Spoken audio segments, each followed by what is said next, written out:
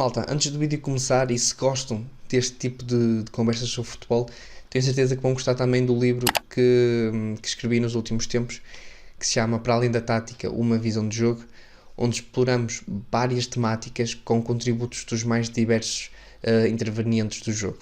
Portanto, se quiserem adquirir o livro, o link da Prime Books está disponível aí na descrição. E é isso, malta. Se quiserem, podem adquirir aí o livro. Bom vídeo.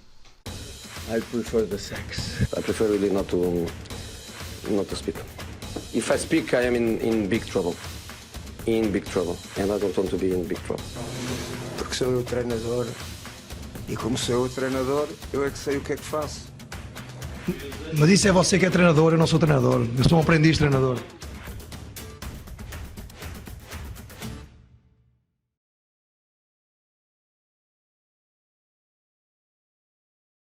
Olá a todos, sejam bem-vindos a mais um episódio da Visão de Jogo. Hoje trago a Márcia Pacheco. Márcia, obrigado por ter aceitado o convite. É um prazer estar a poder falar um bocadinho de futebol contigo. Obrigada eu pelo convite, então. Ora, vamos lá então. A minha primeira pergunta é como começou esse teu bichinho pelo futebol e como é que decides ser diretora na formação de Paredes? Olha, eu não sei muito bem como é que começou. Eu lembro-me de miúda, já via jogos, já jogava na escola, portanto não tenho bem a certeza se foi pelos amigos que jogavam no Paredes e por isso chegavam às aulas na primária e na EB23 iam falando sobre isso, se foi pelo meu avô, porque o meu avô, eu e ele éramos os únicos de um clube na família, todo o resto era de outro clube, então aquilo ainda nos unia mais e falávamos mais sobre isso. Mas efetivamente entrar no Paredes a culpa foi inteiramente dos meus amigos, ou seja, eu andava na escola ao lado de Paredes, do União de Paredes, e todos os meus amigos jogavam lá futebol. Então à segunda-feira, qual era a conversa? Os jogos do fim de semana, a rivalidade com o Penafiel, aquelas coisas. E então eu começava a ficar ligada com aquilo. Depois começava a ir ver os jogos deles ao fim de semana, porque eu morava muito perto também da escola e do estádio. E comecei a ver os jogos, comecei a apegar-me a eles, depois comecei com uma equipa que eu ia sempre ver os jogos deles, que era uma equipa de iniciados B na altura. E quando fiz 18 anos, eles deviam estar ali nos júniores, eu era ligeiramente mais velha que eles, um ano para aí. O Fernando Valente, na altura, era o diretor-geral do clube, eu conhecia-o porque o meu pai é amigo dele também, então na altura fui ter com ele e disse, eu gostava muito de ser diretora de uma equipa. Eu sabia que não seria diretora da equipa dos meus amigos, porque eles eram júniores e portanto eu não iria saltar logo para um patamar elevado, e pronto, e começou assim. Giro. Tu és também adepto de Rio Ave, Gil Vicente, Santo Inês. Sim. A minha pergunta é possível apoiar vários clubes simultaneamente? Para mim é. Eu acho que gostar de um clube é sempre uma coisa positiva, não é? Tu teres amor a um clube é sempre uma coisa positiva. Portanto, sei lá, eu fui ver o Gil Vicente por mero acaso. Vocês lembram-se que nesta época, o início da época foi muito conturbado a nível de adeptos no estádio, porque só podias ter uma percentagem, certo? Então clubes com uma grande percentagem de adeptos e que enchem facilmente o estádio, tu não sendo sócia, ou não sendo sócio neste caso, mais dificuldade tens em conseguir um bilhete. E na altura, naquele primeiro jogo da jornada que eu queria muito ir ver para voltar aos estádios, eu pensei, havia um Gil Vicente Boa Vista e eu pensei, olha, isto parece-me que é um jogo que eu consigo comprar bilhetes sem ser sócia, portanto, onde sobrar bilhetes. Vi aquele Gil Vicente a jogar 3-0, a ganhar 3-0 a Boa Vista e sempre em cima, sabes, com o guarda-redes a querer pôr a bola rapidamente no jogo, a não haver grandes paragens. Eu pensei, estes tipos estão a ganhar 3-0 e estão-lhe a dar, e nunca pensei, fui sem expectativas, percebes? Fui porque queria voltar ao estádio e de repente vi o Gil Vicente a jogar e pensei, estão a jogar para caraças, eu estou a gostar muito do que estou a ver. E depois gostei muito do estádio, achei o estádio super simpático, fácil de estacionar, muitas famílias, à volta também foi em agosto, portanto há mais aquela coisa das pessoas que estão fora e regressam a Portugal. E gostei tanto que comecei a ver mais jogos do Gil Vicente e gostei muito de ver o Gil Vicente. O Rio Ave foi aquela coisa de descer de divisão, foi um clube onde eu conheci algumas pessoas lá há alguns anos e por isso me aproximei e gostou-me tanto de ver aquelas pessoas, porque é isto que nós não nos lembramos. Quando um clube desce divisão, os departamentos encolhem. Há pessoas que são despedidas e são pessoas que não ganham milhares no final do mês, não é? Estamos a falar de departamentos de marketing que eventualmente têm de encolher, ou departamentos de comunicação, ou de recursos humanos, o que for, não é? Porque ou o clube decide, ok, este ano vamos apostar tudo para voltar a subir, ou então é impossível de manter uma estrutura daquela dimensão na segunda divisão. E por isso, quando o Rio Ave desce, e eu tenho pessoas que trabalham lá que eu gosto muito, e eu sinto as dores deles, não é? De repente eu vejo pessoas a pensar, eu não sei se tenho que procurar trabalho noutro sítio, não sei o que é que vai acontecer. Ao mesmo tempo que tu estás a sentir as dores desportivas, estás a sentir isto. Então eu liguei muito ao Rio Ave por isto, e esta época fui, sei lá, apaixonei-me um bocadinho mais pelo Gil Vicente e pelo Rio Ave, mas se calhar nesta próxima época vou ver o Vitória a jogar e vou, estou a adorar o Vitória, percebes? É um bocadinho por aqui. Então não és propriamente uma adepta do clube, és adepta do futebol, é isso? Eu este ano fui sócia do Rio Ave. Portanto, Imagina, vais ver um Gil Vicente Rio Ave, vais conseguir apoiar algum ou vais só desejar que seja um bom jogo? primeiro vou desejar que seja um bom jogo, não é? Porque nós fazemos uma logística enorme para ir ver um jogo, não é? Desde os bilhetes, não é? A logística às vezes tens de trocar turnos, aos quilómetros. Eu de Gaia para Barcelos é uma esticadela. Por isso, acima de tudo, quero que seja um bom jogo. Depois, não sei, não te consigo dizer. Este ano vou ter esse quebra-cabeças, não sei como é que vai ser, vai-me doer, mas este ano posso-te dizer que a certa altura dei por mim no estádio do Rio Ave a gritar golo, a levantar-me da cadeira e a torcer pelo Guga de mãos no ar e a pensar, eu já não gritava golo assim por ninguém há muito tempo, está aqui um problema, está aqui um problema, portanto isto aconteceu este ano com o Rio Ave. Vês o futebol somente como adepta ou tem vez como analista? Consegues desligar as emoções de um jogo? Consigo. Sobretudo quando estava no futebol total, eu às vezes via jogos porque tinha de os ver, percebes? Se calhar não era um jogo que emocionalmente me dissesse alguma coisa, mas eu sabia que íamos falar sobre ele, então ia ver o jogo. Agora, eu não acho que isso seja... eu acho que isso a partir do momento que começas a fazer isso é impossível desligar. Ou seja, tu tens essa emoção do jogo, eu tenho essa emoção com o Rio Ave, mas é impossível desligar-me disso. Eu fui ver jogos do Rio Ave este ano em que me chateei bastante por causa desse ponto de vista. Percebes? Eu estou no estádio e estou a ouvir a pessoa a dizer para a frente. E eu penso, mas Deus, para a frente como? Quem é que estás a ver à frente que eu não estou? Não é? Portanto, tu tens este lado analista sempre a partir do momento que o descobres. Agora, não acho que seja o lado em que eu mais me destaco. Acho que há 30 mil pessoas que o podem fazer melhor que eu, percebes? Claro. Quando estavas no futebol total, tinhas que ver os jogos todos da Primeira Liga ou... Eu sabia, nós percebíamos mais ou menos do que é que íamos falar, não é? Claro. Campeonato, tu consegues perceber quando vês uma jornada que jogos é que poderão estar em destaque ou não. Eu tentava ver o máximo que conseguisse, porque eu detesto ir falar, como tu sabes, eu falei contigo sobre isto, eu detesto estar a falar de um assunto que eu não sei, então prefiro dizer, às vezes acontecia porque tinha de ir para o estúdio e não via metade de um jogo, então dizia, eu só vi metade deste jogo, quando fazia a minha análise. Não, efetivamente não gosto de estar a falar se não vi as coisas. Claro. Agora uma pergunta um bocado mais geral sobre o futebol português. O que é que acreditas que falta ao nosso futebol para dar um salto qualitativo? Estás a falar de que ponto de vista? Do jogo em si, dos adeptos, das estruturas, do futebol como um todo, do futebol português como um produto? Do futebol português como um produto, exatamente. A minha próxima pergunta, se quiseres, até posso já adiantar, é que tipo de cultura desportiva idealizas no nosso país?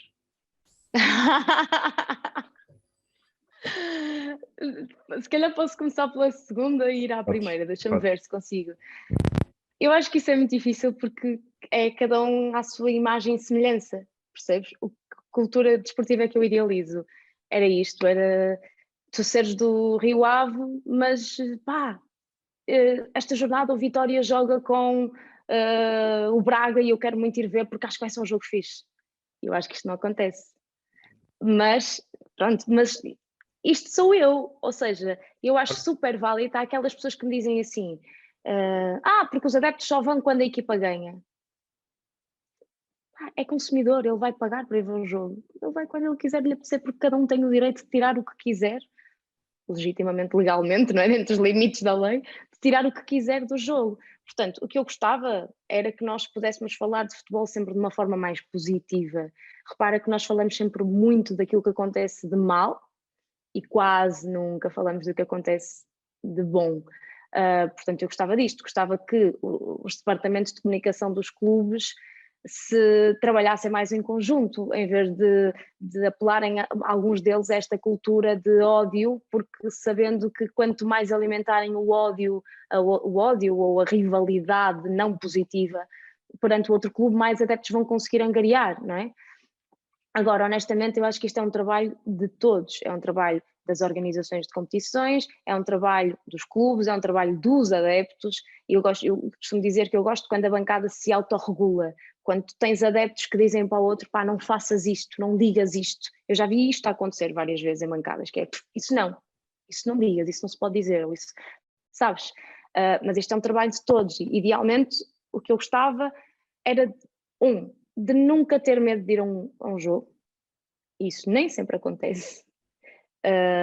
A minha mãe é benfiquista e pá, ela vê o jogo de uma forma muito emotiva, a bola se calhar está um bocado mais ao lado da baliza e ela já está ai.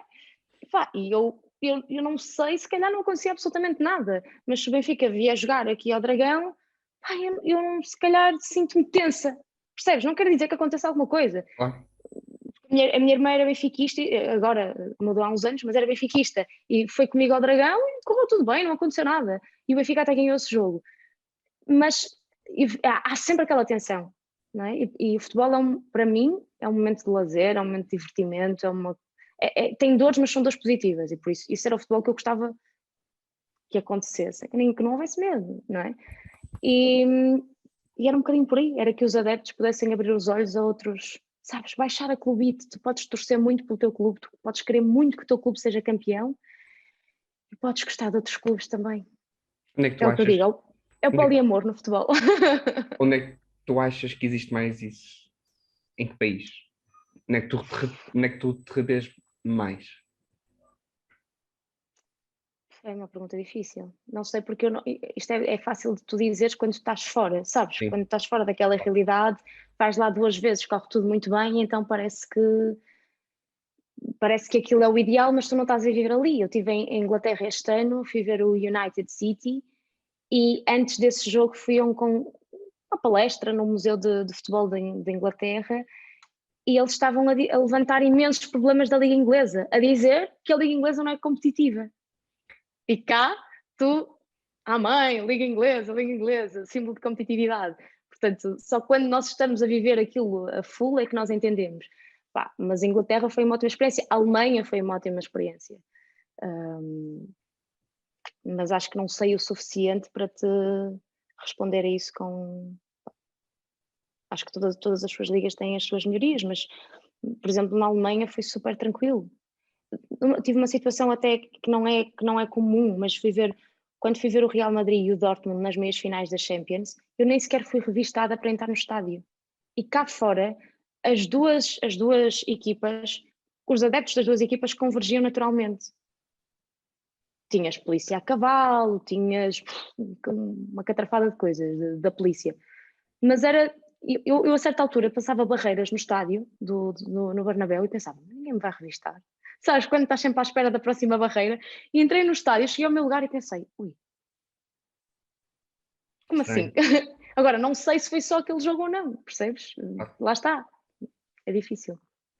Eu disse que falava muito, já fui a Braga para responder esta questão. Não, está tranquilo. Outra pergunta muito genérica. Qual é o futebol que mais gostas de ver? Estamos a falar de ligas? Estamos a falar muito concretamente de um futebol, de uma equipa, de um estilo de jogo. Eu vou falar do recente, então. Eu vou falar tipo, da Liga Portuguesa, que foi que eu assisti mais, que foi que eu consumi mais este ano. Lá está, eu gostei muito de ver o Gil Vicente a jogar. Com todas as suas debilidades, com uma discrepância de orçamento muito grande de um Sporting para um Porto, para um Benfica, então, não é? Mas efetivamente foram jogos que eu me diverti muito a ver, sabes? Eu fui ver o Gil Braga e ficou 0-0, acho eu. eu tinha de sair do estádio porque ainda ia ver um Boa Vista de Assade, pá, e não queria sair do estádio porque estava realmente entretida a ver aquele jogo.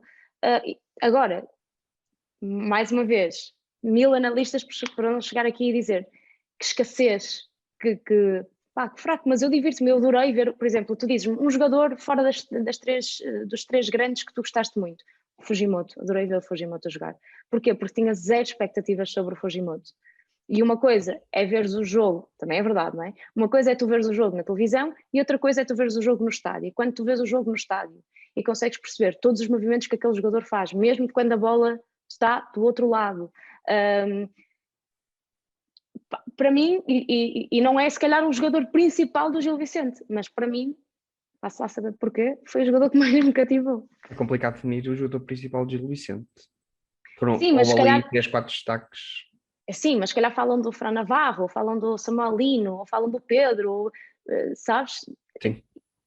Para mim, o Fujimoto, apesar de ser geralmente ser aquela mudança que o Mister fazia aos 70 ou 80 minutos, que era o Fujimoto sai, adorei ver o Fujimoto jogar, porque primeiro é muito engraçado que ele, antes da bola chegar, já está a fazer o movimento de olhar, sabes? Ele já sabe o que é que vai acontecer. Ele recebe a bola, ele dá, a bola falhou, não chegou ao destino, ele já está no sítio certo para corrigir.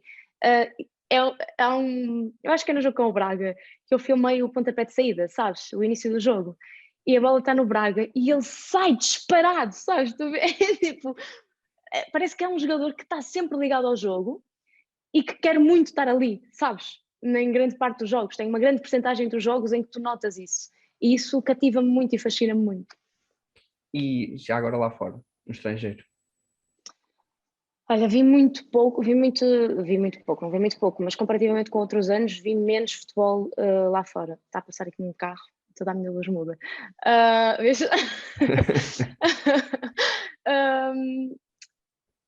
Se calhar vou dizer o City, que é, pronto, quando fui ver o United City, estava na bancada dos adeptos do United, portanto eu tenho sempre esta regra quando vou fora de Portugal, apoio sempre a equipa da casa, mas tu chegas ali ao United e vês o City a trocar, vês os portugueses, e sou um bocado patriota nisto, desculpem, mas vês os portugueses a desbundarem e a serem os reis, sabes, tu estás no estado de Inglaterra, os adeptos loucos, toda a gente de pé, toda a gente a torcer por aquelas duas equipas e tu pensas assim, os reis deste relvado são portugueses. Verdade. E depois tu dizes-me assim, então e porquê que o futebol português não tem mais protagonismo? Se calhar porque não consegue reter este talento, não é? Não tem essa capacidade de investimento, porque também é uma ervilha comparativamente ao resto. Por isso acho que tenho de dizer que é o City, mas gosto muito de ver o Dortmund geralmente, mas este ano vi muito pouco a Liga Alemã, por acaso. Gostavas de voltar a trabalhar num clube? E se agora sim, em que tipo de funções?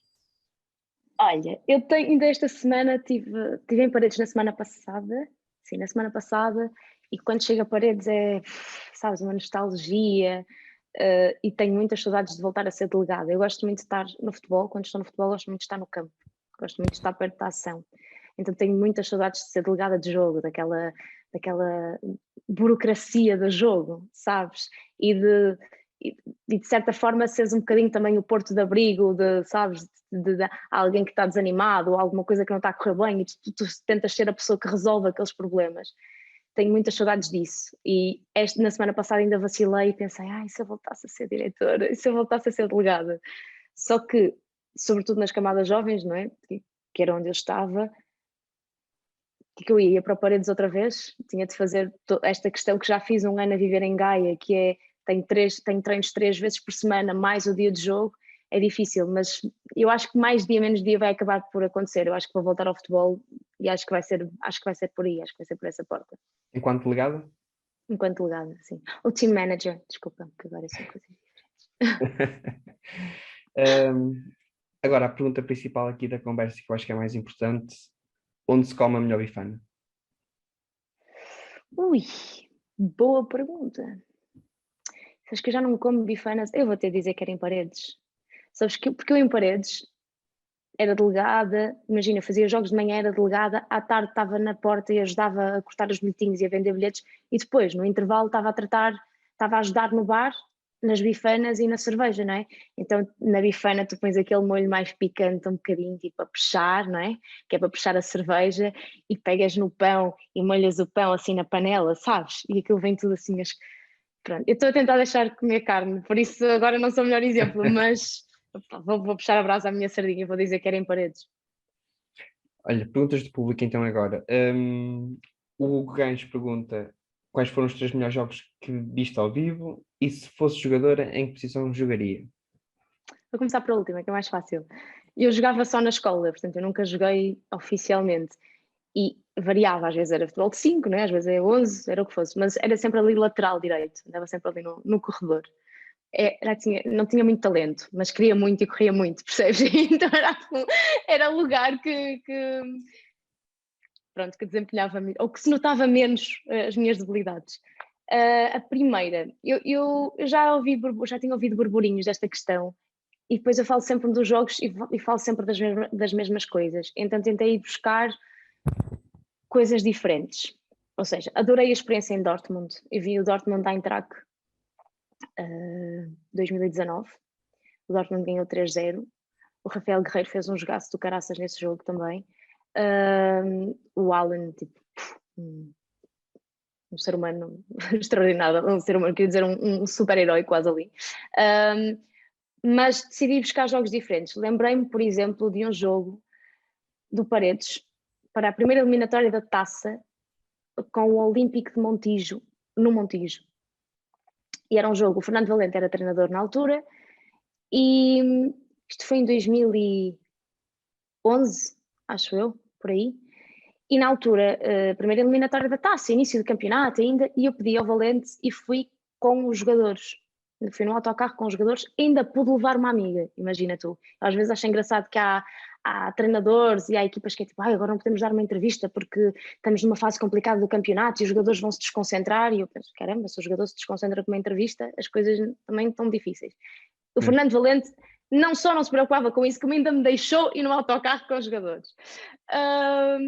E nós chegamos lá, o Olímpico de Montijo até começou a atacar, até estava assim em cima, e num lance de perigo para o Olímpico de Montijo, o Paredes num contra-ataque faz o gol. Eu acho que ficou 4-1 ou 5-1, mas no início foi assim um jogo intenso. Lá está, dos pormenores do jogo em si lembro-me muito pouco. O que é que eu me lembro? Saio e o autocarro do Paredes tinham atirado, ou foi tiro, ou foi pedra, sei que tinha nos 3 últimos vidros, ou seja, o vidro de trás e os 2 últimos lados, tínhamos de os tirar. E portanto tivemos de fazer a viagem de Montijo a Paredes sem o vidro todo de trás e os 2 vidros laterais. Passar Vasco da Gama, né? Todos sem vidros. E foi incrível porque efetivamente ganhamos o jogo, portanto passamos a eliminatória. Eu lembro-me perfeitamente de ver o Valente a distribuir casacos à malta, tipo, vistam os casacos, vão ficar doentes porque estavam frio. E depois foi as 3 horas de viagem a ouvir música, a porem o Madureira, que é o jogador agora, que ainda está no Paredes, que na altura era o Caçula, ele tinha 18, 19 anos, a obrigarem o Madureira a estar com o telemóvel assim, a pôr música com o microfone do autocarro, sabes, colado. Sim. E ouvimos aquela música que era o hit da altura do bara, bara, bara, bere, bere, bere, e viemos ouvir isso as 3 horas de viagem quase. Eu tenho vídeos que nunca poderão ser públicos dos jogadores a dançarem em pé no autocarro. Então foi uma viagem incrível e foi aquela cena, podia ter sido uma cena muito triste porque nos partiram os vidros, mas foi de repente virmos a viagem 3 horas de Lisboa para o Porto, sem vidros atrás, toda a gente a dançar no autocarro. Não, acho que já posso dizer isto, que o período que podemos levar uma multa sobre isto já deve ter passado, já prescreveu, não é? Mas foi muito bom, foi uma experiência muito, muito engraçada. Depois houve outro jogo também, para falar assim, vou dar uma experiência de Paredes e depois uma experiência internacional, com o Coimbrões, na altura em 2008, o Valente também era treinador nessa altura, e nós podíamos subir divisão, era quase garantido, mas também podíamos ser campeões, para isso o Padroense não podia ganhar, e nós tínhamos de ganhar ao Coimbrões.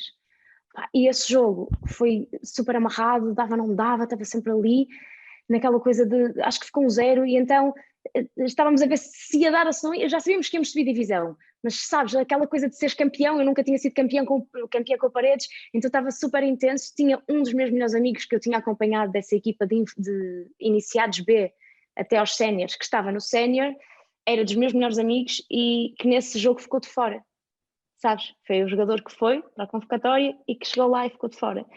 Então eu lembro-me de estar com aquela felicidade toda e ao mesmo tempo, ok, pronto, sim, tens a tua razão, anda cá, chora aqui um bocadinho, já passou, sabes, a lidar com esses ânimos também. E entretanto eu tinha de preparar o autocarro onde os jogadores iriam festejar a subida de divisão. Então o jogo estava quase no fim e eu olhar para o relógio e a dizer, Márcia, tens de ir para Paredes, o jogo era em Gaia, tens de ir para Paredes. Então eu vim embora com uma amiga, sem saber ainda se o Paredes ia ser campeão ou não, e lembro, tu não és de cá do Norte, pois não? Sou de Paredes. Ah, este... Desculpa. Então foi. Exato, já me estou a lembrar, o Marco falou-me de ti. E então, lembro perfeitamente de vir no túnel de Águas Santas, né, na A4 em Mesinte, e de estar a tentar apanhar o relato e descobrir aí que o Paredes tinha ganho o jogo que marcou. Então, sabes, cascóis de fora, a apitar e toda a gente está dizendo, o que aconteceu? Sabes, aqui no Norte o Porto nem sequer joga hoje, o que é que se passa? Então foi outro jogo assim interessante. E depois, eu falo sempre no Bernabéu, aquela vitória que não permitiu ao Real Madrid passar as meias finais das Champions, mas esta experiência no United foi muito gira também, porque eu não estava nada à espera, não tinha percebido que o meu lugar era na primeira fila atrás da baliza. Portanto, eu entrei no estádio e perguntei, desculpa, o meu bilhete, não sei o que, e eles, first row, e eu, e chega assim, e mal entro no estádio os jogadores começam a sair do túnel, que é, sabes, a meia dúzia de passos de mim, e eu estou tipo City United, coração a bater, imenso, e de repente, os jogadores sempre de pé, os adeptos sempre de pé, não é? Tu nunca vês o jogo sentado, e reparo que há um senhor atrás de mim que está muito atento, um senhor já assim mais velho. Sabes, os nossos olhares cruzavam-se várias vezes. O United perdeu, efetivamente, mas foi um jogaço do City e na segunda parte podia ter dado mais ainda para o City. E eu saí do estádio e tentei apanhar o metro e o metro estava tipo, pinha, tu não... Sabes quando metem as pessoas no metro assim, a empurrar, tipo, quase como uma vassoura? E eu, não, nem pensar, não consigo andar assim, vou a pé. E tinha de andar para aí 1 hora e tal a pé, até ao centro onde eu estava. Comecei a caminhar e tal, e de repente estou assim a andar e ouço a voz do senhor atrás. Eras tu que estavas à nossa frente, no estádio, não sei o quê. E eu, sim, o senhor começa a falar comigo e eu digo, não, eu vou a pé. E ele, não vais. E eu, vou. E ele, não vais. É muito perigoso para ires a pé aqui sozinha. Está toda a gente muito bêbada. Por exemplo, há uma cena que o pessoal diz, o álcool nos estádios, o álcool nos estádios.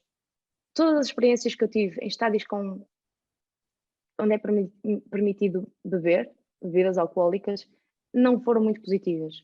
Podem ter a ver pelo facto de eu ser mulher e estar sozinha, mas não foram positivas. E eu acho que nós ainda temos problemas para resolver cá em Portugal antes de colocar o álcool ao barulho.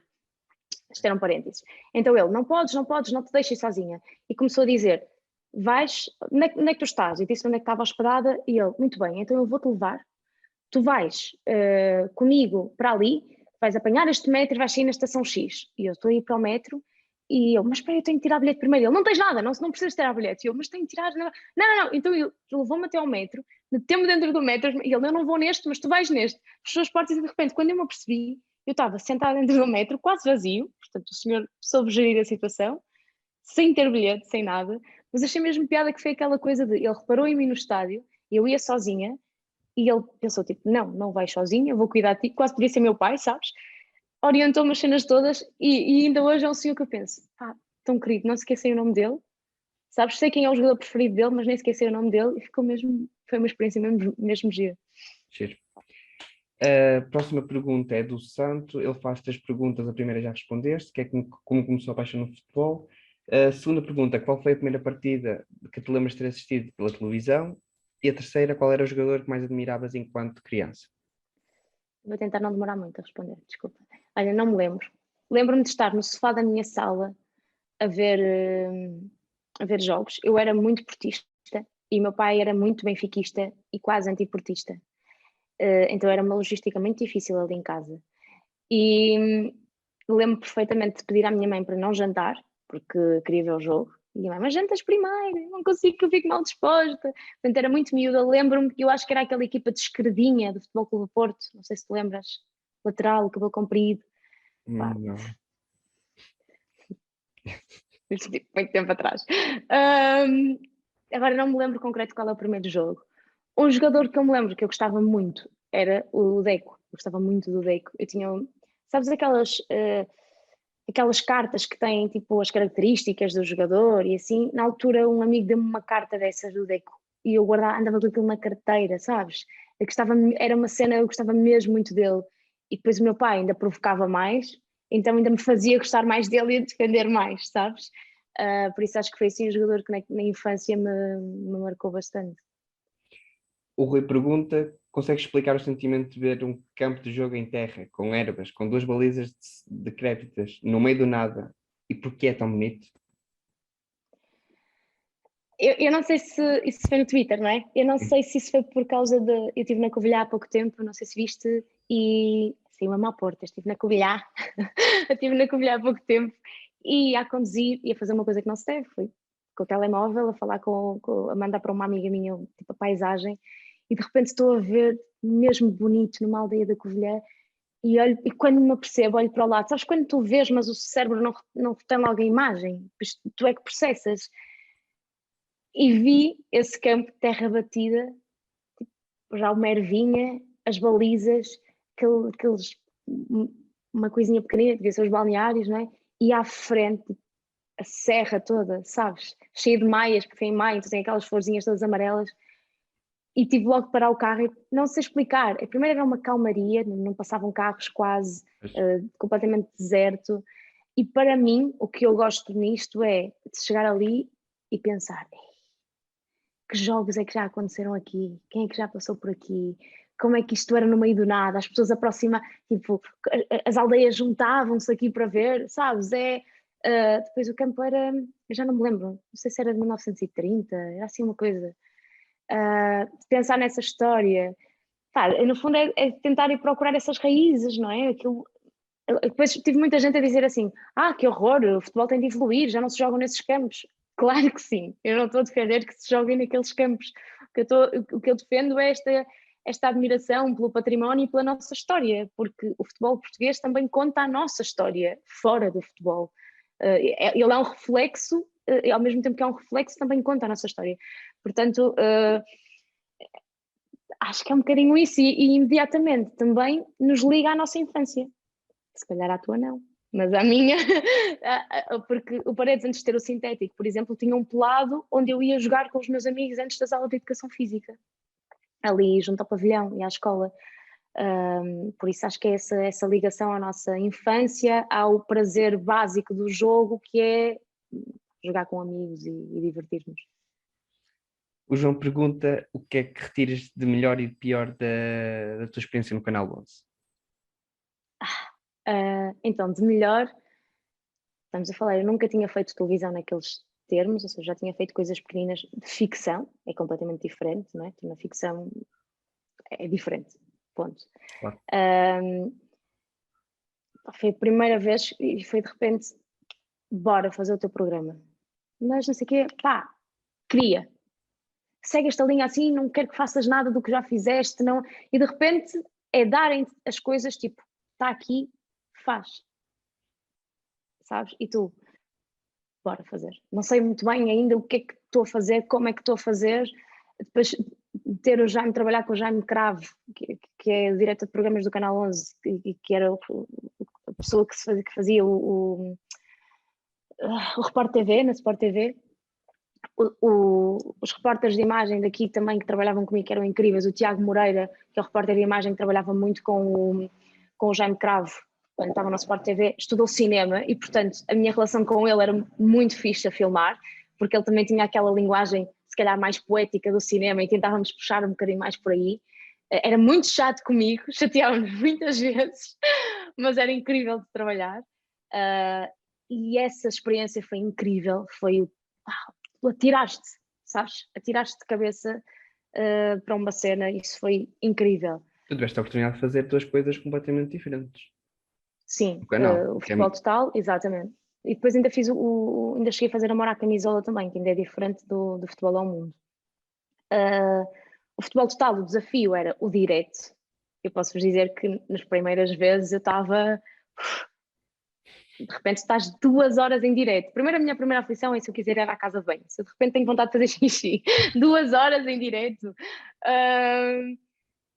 E depois é no futebol, tu dizes ai e és do Porto, Benfica, do Belenenses, da Bessade, sabes? Tudo o que tu dizes é um atentado ao futebol, sabes? Pode virar de repente um não assunto. E depois estar ao lado de pessoas, quer dizer, de repente estava ao lado de Tony, sabes? E só queria dizer ao meu avô que já não está cá, tipo, meu avô, estou a falar de futebol ao lado do Tony. Isso foi incrível. Depois, o menos bom é a questão da televisão, que é go, go, go. E eu gosto muito de ver 2 pessoas a conversar. Ver uma pessoa só contar uma história, para mim é ótimo. Em televisão não resulta. Sobretudo num canal de desporto, que as pessoas querem é ritmo, querem ver coisas a entrar, querem, sabes? E eu tinha muita dificuldade, por exemplo, em cortar programas e em cortar entrevistas. Eu lembro-me de um casal dos Salgueiros, que eu fiz um programa para o Futebol ao Mundo, que é um casal maravilhoso, são pais de uma amiga, de uma colega, de uma amiga que trabalhou comigo a dar aulas, e eles são maravilhosos, eles tinham 1000 histórias, então cortar aquilo era difícil, e depois eu comecei a ser mais responsável pela edição, ou seja, eu tinha não só de cortar a minha entrevista, mas editar numa primeira fase todo o programa. E não foi o mexer no programa, o aprender a mexer no programa, uma pessoa vai lidando. É a questão, eu não sou editora, não tenho formação como editora, então demorava muito a fazer aquilo e comecei a ficar mais frustrada, e talvez isto tenha sido o pior para mim, que é, eu estou 5 horas a escolher músicas para o programa e não estou a trabalhar o meu lado mais criativo. Se calhar se eu ficasse lá mais um ano, eu já fazia aquilo com as pernas nas costas. Percebes? Sim. Mas como eu gosto de fazer outras coisas para lá do futebol, como eu gosto de continuar a ter alguma relação com o teatro, como eu gosto de fazer, e como eu acho que isso é muito importante para a visão que eu tenho no futebol e para aquilo que eu posso fazer de diferente no futebol, eu devo alimentar o outro lado também, comecei a deixar de ter tempo de fazer outras coisas. E a partir do momento em que começo a deixar de ter tempo de fazer outras coisas, começo a ficar frustrada com isso. E depois sinto que já não estou a fazer um bom trabalho, ou que não estou a fazer bem o suficiente, e tudo isso me causa frustração. Acho que foi isso o que eu lidei menos bem, ou que correu menos bem. Acho que foi isso, porque muitas vezes tu é televisão, tu tens de andar para a frente. Este programa, tu não vais ter todos os programas incríveis. Alguns vão ser melhores que outros, e outros, olha, foi o que deu para fazer. Só que eu não sabia lidar muito bem com esta questão de foi o que deu, para mim, percebes? Claro. E acho que isso foi o que correu menos bem para mim. Márcia, esta é a parte do programa em que eu te pergunto se preferes uma coisa ou outra e não podes justificar porquê. Não! Trabalhar na comunicação ou como diretora de um clube? Dentro de um clube, como diretora. 1-0 com um golo nos minutos finais da partida ou um 4-0? Um golo nos últimos minutos da partida, sim. Liga Espanhola ou Liga Inglesa? Inglesa. Liga dos Campeões ou Mundial de Seleções? Liga dos Campeões. Um Bernabéu cheio ou um Paredes com meia casa?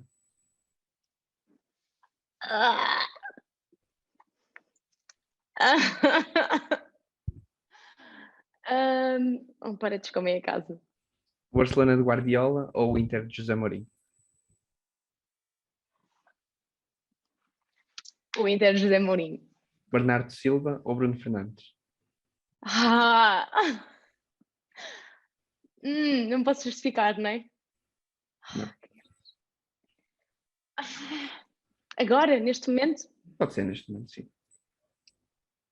Bernardo. Polémica agora. Ronaldo ou Messi? Ronaldo.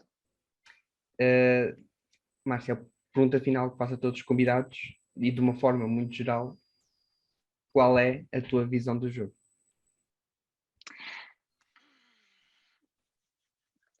Agora posso aproveitar para descarregar. Sim. Então, a minha visão do jogo é que ele pode ser dentro das leis do jogo o que ele quiser, ou que qualquer pessoa quiser. Isto é, a qualidade do jogo não se mede por aquilo que tu gostas ou não. Ou tu que sais à noite. Sim. Tu gostas de ouvir música quando sais à noite. Sem preconceitos, ou seja, vais dançar, sem preconceitos. O que é que tu gostas mais de ouvir para dançar? Polémico. Essa pergunta é complicada. Desculpa, eu já vou virar o jogo. Isto vai parar onde tu queres. Não sei, porque isso. Porque Imagina, eu vou dizer, eu saio à noite, agora em Santos e não sei o quê, e eu quero ouvir música brasileira, funk e não sei o quê. Tu ouves isso também? ouço, dependendo de alguns copos, mas ouço. É isso. E imagina que eu chegava à tua beira e dizia assim, pá, isso é ridículo, essa música tem 2 acordes, ele repete 4 vezes o mesmo refrão. E tu estás-te a divertir, e tu gostas daquela música. Por exemplo, eu se sair à noite com os meus amigos, gosto de ouvir uma ou duas quizombas, porque eu gosto de abanar o rabinho. Estás a ver? Gosto de dançar uma quizombada. Claro. No entanto, tenho um problema grave com métricas. E, por exemplo, o Anselmo Ralph é um querido. E a mim dá-me tipo, comichões de ouvir tu para mim és a única mulher. Porque eu penso, única não é sílaba tónica. O U é a sílaba tónica. No entanto, se eu chegar a um concerto do Anselmo Ralph, estiver cheio, e as pessoas estão a chorar, e a emocionar-se, ou a rir, ou a dançar e a gostar imenso, eu digo, isso é ridículo, isso não faz sentido nenhum, isto não tem qualidade porque a sílaba tónica está no sítio errado.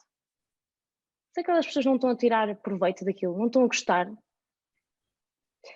No futebol é exatamente a mesma coisa para mim.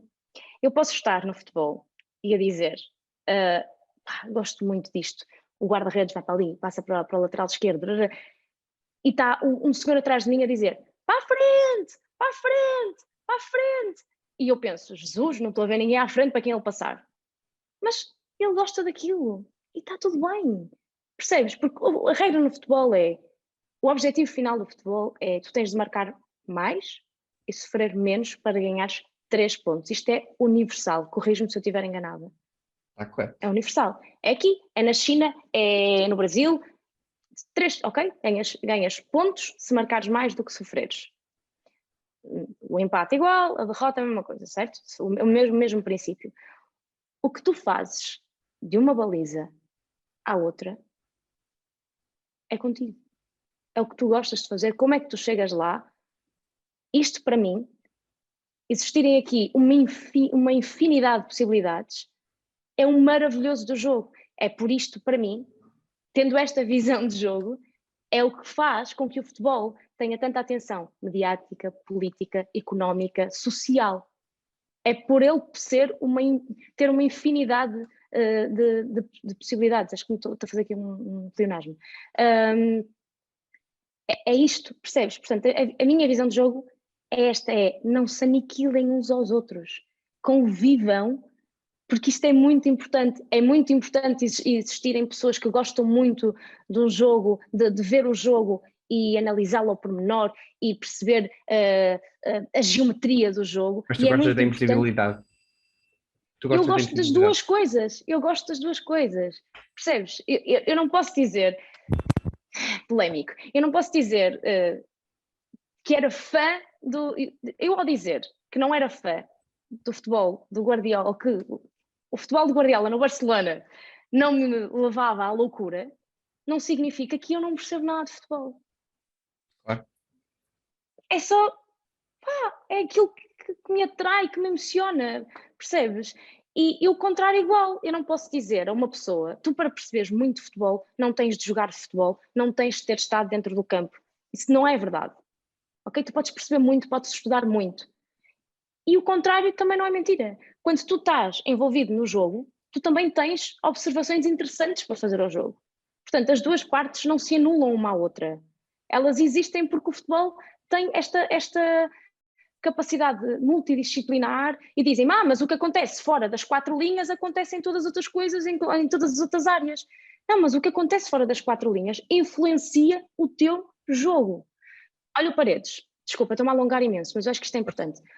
Olha o Paredes. Toda a gente, agora o Paredes foi, já amor, não sei o quê, e ouvi algumas pessoas, durante a época até que me diziam, Mas o Paredes tem aquele jogo, é retranca, é defesa, Ok, eu vi aí 2 ou 3 jogos do Paredes esta época. Shame on me. Portanto, não tenho grande legitimidade para fazer análises. Percebo o que é que estas pessoas me dizem.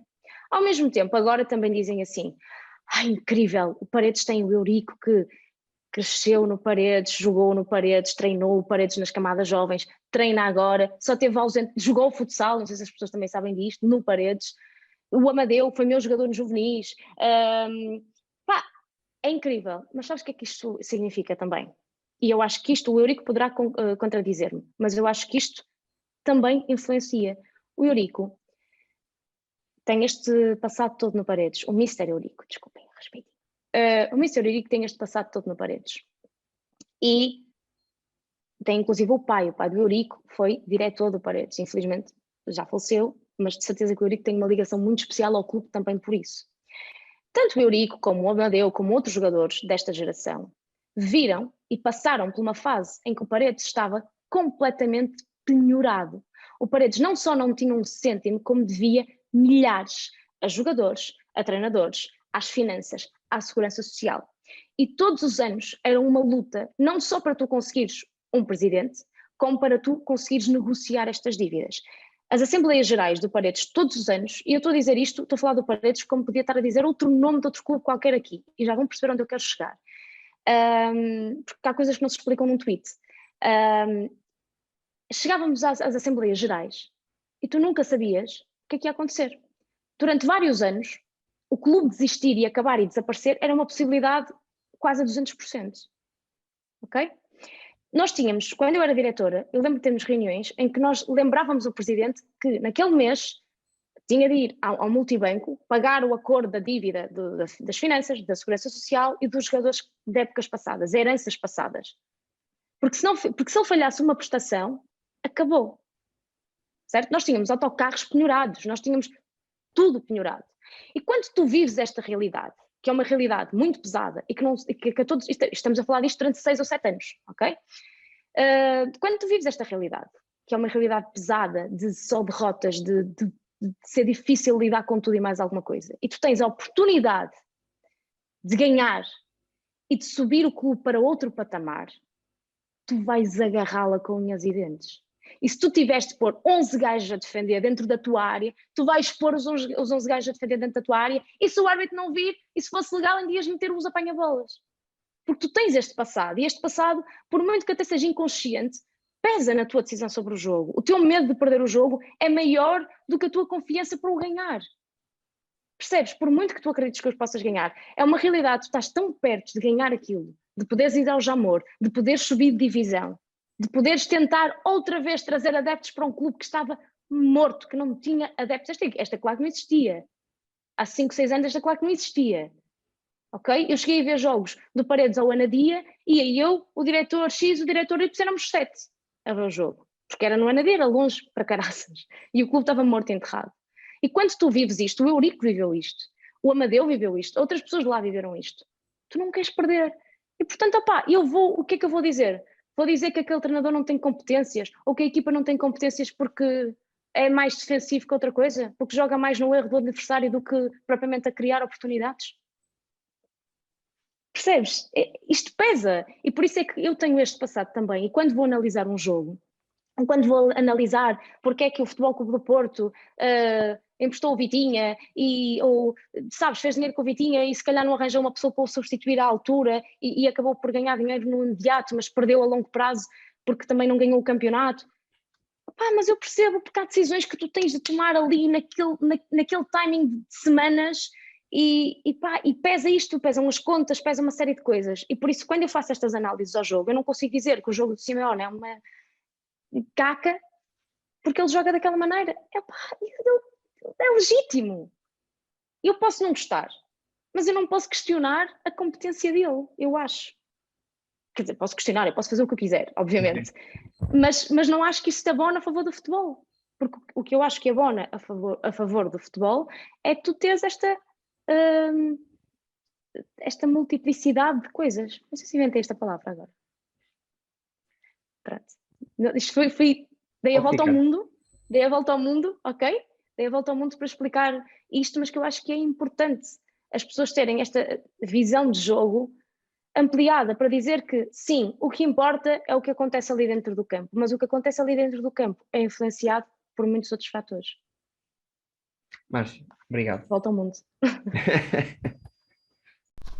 Sim, malta, esta é aquela parte chata do final do vídeo em que eu vos volto a chamar a atenção para comprarem o meu livro. Se quiserem. Se não quiserem também. Comprem também. Vá lá. Vá lá.